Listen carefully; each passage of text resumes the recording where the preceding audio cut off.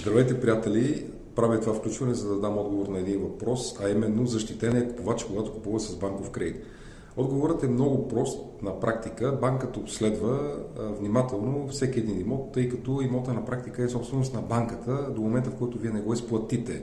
Това е така.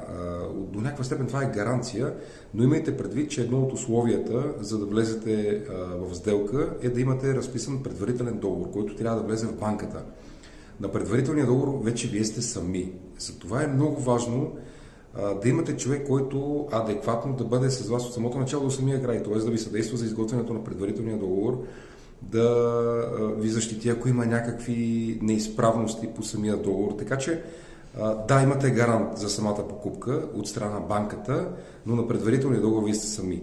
Затова е много важно да се доверите на консултант, който да бъде с вас, да провери имота преди това, да участва в изготвянето на предварителния договор и съответно да може да поеме ангажимента, ако има някакви проистичащи обстоятелства от това нещо.